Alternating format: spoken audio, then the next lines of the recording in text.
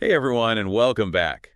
You know that feeling when you're like, ugh, I'm starving, Yeah. but then you're not really sure if it's actually like real hunger or just a craving. Oh, yeah, totally. Happens to me all the time. Well, get ready to decode those signals because you've brought us a super interesting deep dive today, all about hunger versus cravings. We're diving into some excerpts from what seems to be a guide to healthy eating, and wow, it's packed with insights. Yeah, I was really impressed with how practical it is. Like, it's not just theory, it's actually giving you tools to, make better choices. Exactly. And I love how it jumps right in and makes this clear distinction between real physical hunger and those tempting cravings. It's like our bodies are speaking two different languages, right? Right. And we got to learn how to understand them both. So the source describes genuine hunger as this gradual feeling. It comes on slowly, like you're probably fine to hold off eating for a bit, and pretty much any food would do the trick. It's that I could eat anything kind of feeling. Totally. But cravings, those are a whole different story. They hit you out of nowhere, demanding that instant gratification. And it has to be that specific thing, right? Like a juicy burger or a slice of chocolate cake. There's no flexibility. Ugh, tell me about it. And so often, you end up overeating because, well, that craving isn't satisfied by normal portions. Which then leads to that familiar feeling of guilt and shame. Oh, yeah, I know that feeling all too well. Yeah. Okay, so we've got hunger, the polite guest who RSVPs in cravings, the party crasher who shows up unannounced and raids the fridge. Love that analogy. But here's where it gets even more interesting. This source goes beyond that simple hunger-craving divide and actually identifies 5 different types of cravings. 5. 5 distinct types, each with its own trigger and its own way of hijacking our best intentions. Exactly. So craving type number 1, thirst hunger. I think we've all been there. Mistaking thirst for hunger. Yeah, dehydration can be super sneaky. It really mimics those hunger pangs. For sure. So the source reminds us to stay hydrated throughout the day. Sometimes that's all it takes to, silence those false alarms. Simple but powerful. Okay, let's move on to craving type number 2, emotional hunger. This one's a bit more complex, right? It's that urge to eat driven by, well, emotions rather than a physical need for fuel. We've all reached for that tub of ice cream after a tough day, or mindlessly snacked while binge watching, haven't we? Oh, 100%. It's like food becomes this coping mechanism. Absolutely. And the source suggests journaling as a way to, uncover those emotional triggers. Journaling, huh? Okay, I can see how that could be helpful. Yeah, think about it. What are your go-to comfort foods? And what emotions typically precede reaching for them? That's a good point. Like when I'm stressed, I crave salty snacks, chips especially. But when I'm feeling down, it's all about the chocolate. It's about recognizing those patterns, right? And then once you're aware of those emotional connections, you can start to address the root cause. Instead of just masking it with food, right? Finding healthier ways to cope with those feelings, whether it's talking to a friend, going for a walk, or practicing mindfulness. Okay, that makes sense. Recognizing those patterns is the first step. Now let's move on to craving type number 3, stress and anxiety-related hunger. This one's almost unavoidable in our, fast-paced world. It seems like everyone's feeling the pressure these days. Oh, absolutely. Stress is everywhere. And the source highlights the direct impact it has on our appetite. Those stress hormones, cortisol and adrenaline, they can really send your body into that, eat everything in sight mode. It's like our primal fight-or-flight response kicking in even when we're not actually facing any danger. Exactly. In the past, this response was super helpful for survival, finding food when you needed energy to, escape a predator or whatever. But today, when stress is often chronic, it leads to constant cravings and, well, ultimately weight gain. It's like our bodies are stuck in overdrive. That makes total sense. But I struggle with this one all the time. Stress always has me raiding the pantry. What resonated with you most from the source's advice on how to, tackle this? 2 things stood out. First, finding healthy ways to manage stress, like exercise, meditation, or spending time in nature, anything that helps you hit the reset button. And second, focusing on foods rich in magnesium, zinc, and omega-3 fatty acids. Okay, so shellfish, eggs, avocados, nuts, and seeds. Yeah, exactly. Those nutrients can help regulate cortisol and balance your mood, making you less susceptible to those stress-induced cravings. So it's a two-pronged approach. Managing stress A&D, making smart food choices. It's about giving your body the support it needs to, navigate those challenging moments. Exactly. It's about recognizing that our mental and physical health are totally intertwined. Taking care of one supports the other. Totally.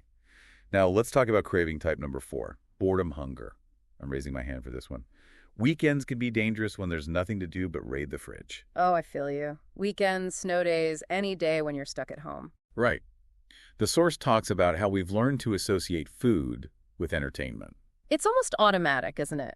Movie nights with popcorn, sporting events with hot dogs, even scrolling through social media with a bag of chips. It's become such a habit.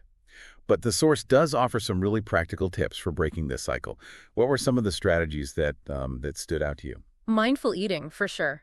It's about slowing down and actually being present with your food instead of just, mindlessly munching. So really savoring the flavors and textures, paying attention to your body's signals of fullness? Yeah. Asking yourself, am I actually enjoying this or am I just eating out of habit? And the source also recommends finding enjoyable activities that don't revolve around food.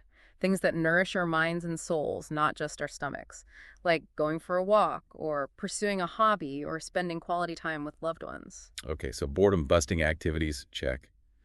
Mindful eating, check. It seems like the theme here is understanding the WHY behind our cravings. And then finding healthier ways to address those underlying needs, right? Exactly. That brings us to the 5th and final craving culprit, low blood sugar hunger.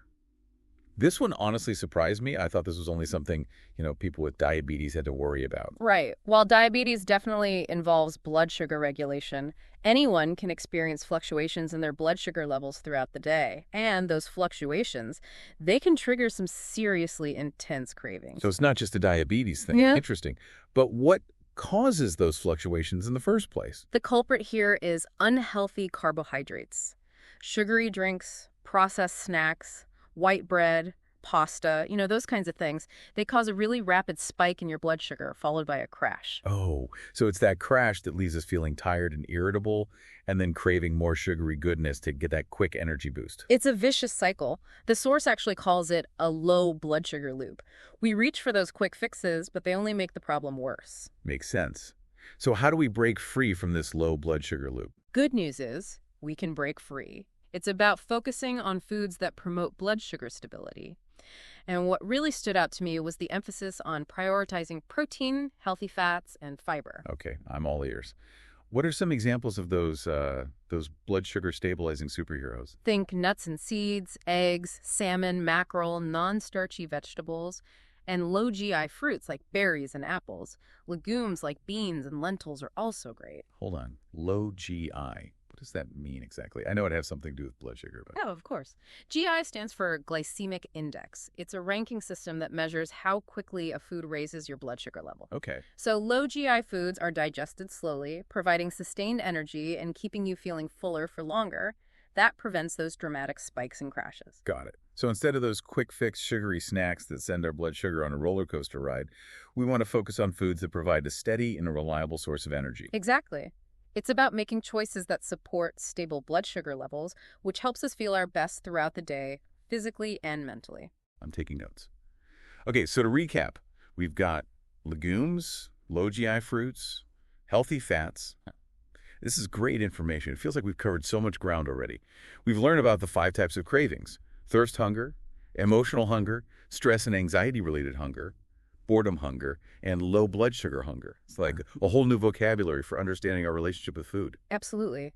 And it's about recognizing that these cravings, they're often messages from our bodies, signaling unmet needs that go way beyond just physical hunger. We've explored how our emotions, our stress levels, even our lifestyle habits all connect to the foods we crave. It's really fascinating. But before we move on to the practical stuff, like how to actually use this knowledge, let's take a quick moment to recap everything we've learned so far. Sounds good. Taking a moment to process everything is a great idea. Okay, so to recap, what we often think is hunger could actually be one of 5 different types of cravings: thirst hunger, emotional hunger, stress and anxiety-related hunger, boredom hunger, and low blood sugar hunger. Each one has its own triggers, and get this, just understanding them can actually be super empowering. It is empowering, right? It's like we're finally getting a handle on those urges that used to feel so mysterious. Mm-hmm. But now for the real question, how do we actually put all this awesome knowledge into action? I mean, what does this look like in our everyday lives? Yeah, that's the real challenge, right? Going from theory to practice, the source really emphasizes tuning into our body signals, like really becoming more mindful of our eating habits, moving away from autopilot, and more towards actively making choices that actually support, our well-being. Okay, I'm all about that mindful eating thing, but I gotta be honest, it still feels a bit, I don't know, abstract. What are some actual steps we can take to become more mindful eaters? Like, how do we actually do it? It all starts with a simple pause. So, the next time you feel that urge to eat, just take a moment to check in with yourself. Ask yourself, okay, what am I really feeling right now? Is it actual physical hunger or is it something else, like thirst, emotions, stress, boredom, or even maybe a blood sugar dip? Wow. Just hitting that pause button before like automatically grabbing the chips or that extra slice of cake, that can make a huge difference. Exactly. That pause, it creates space for awareness. And once you've kind of figured out the root of the craving, you can address it a lot more effectively. Okay. So if it's thirst, we grab a glass of water. If it's emotional hunger, we maybe journal about it and explore those feelings. If it's stress, we find healthy ways to cope, like going for a walk or listening to music. And if it's boredom, we do things we enjoy, things that feed our minds and souls, not just our stomachs. Right. And if it's a blood sugar dip, we reach for those stabilizing snacks we talked about earlier, a handful of nuts, some Greek yogurt with berries, a hard-boiled egg, that kind of thing. I love that. So we have this toolbox of strategies now, each one specifically for the type of hunger we're experiencing. I like that, a toolbox. Yeah. And just like with any toolbox, the more we use it, the better we get at, handling these cravings. We build up our confidence and our resilience. We realize we're not at the mercy of these urges. It's like we're becoming food detectives. I like that. Food detectives. We're on the case. Yeah, exactly. And, it's important to remember that this isn't about deprivation or guilt. It's about empowering ourselves to make choices that actually align with, our health and our well-being. Food should be a source of joy and nourishment, not a source of stress and shame. Yeah, totally. And what really resonates with me is the idea that we have more control than we think. We're not just along for the ride when it comes to food. We can actively shape our choices and create a more positive relationship with eating. Absolutely. It's about taking back our power, making choices from a place of awareness and intention. I love that. Okay, so to recap our action plan, the key takeaways here are to be aware of the different types of hunger, to pause before we eat and identify the root of our craving, and then choose a strategy from our toolbox to address that specific need. It's about moving from mindless eating to mindful eating, from just reacting to our cravings to responding to them in a way that supports, our overall well-being. Yes, beautifully summarized. Now, before we wrap up this deep dive, I want to bring up something really interesting from the source material. We've been focusing on understanding our own internal signals, but there's another layer to this, the external factors that actually influence our eating habits. Oh, that's a great point. It's one thing to understand our cravings, but what about shaping our surroundings to actually make healthy choices easier? That feels like a whole other level of mastery. So where do we even begin? Yeah, that question about creating a supportive food environment, it really makes you think, like it's one thing to, understand our own cravings, but then shaping our surroundings to make healthy choices easier. That's next level stuff. So where do we even begin? It's a great question, and it actually reminds me of something specific from the source material. Remember how it talked about those unhealthy carbs, the ones that cause those blood sugar spikes and crashes? Oh, right. The tempting processed snacks and sugary drinks. The ones that just hijack our willpower the second we open the pantry. Exactly. Now imagine you're craving something sweet and you open that pantry, but all you see are those easy-to-grab processed snacks. It's like the environment's already working against you. It's like we're setting ourselves up for failure before we even start. Exactly. But now, think about this.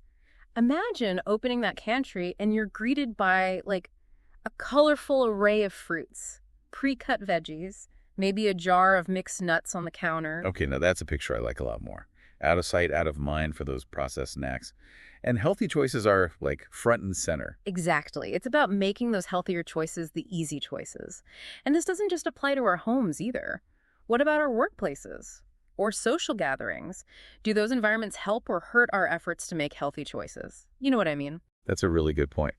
I've definitely been in those situations where, like, everyone's digging into pizza and cookies, and I'm the one asking, does anyone have an apple? feeling totally out of place. It's about recognizing those social influences, Yeah. right? And figuring out ways to navigate them in a way that aligns with our goals.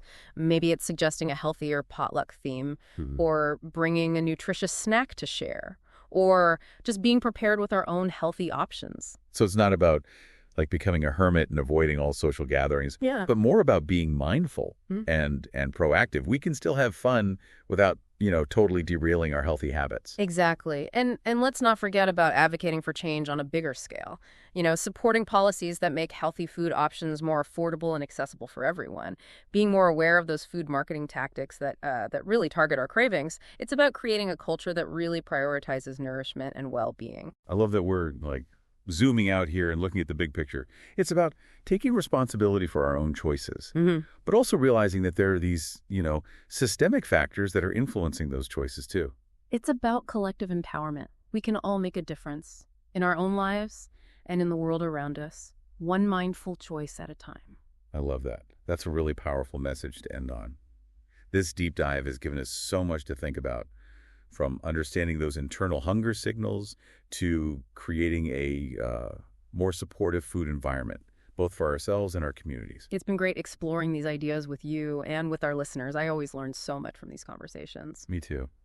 And a huge thank you to our listener for bringing us this super fascinating topic. We hope this deep dive has left you feeling, empowered and inspired to really navigate the world of hunger and cravings with more awareness and intention. And remember, small changes can lead to big results. So start by incorporating just one or two of these strategies into your daily routine. See how it feels. You might be surprised at the positive ripple effects. Absolutely. It's about progress, not perfection. And on that note, we'll be back next week with another deep dive into a listener-suggested topic. Until then, be well and happy eating.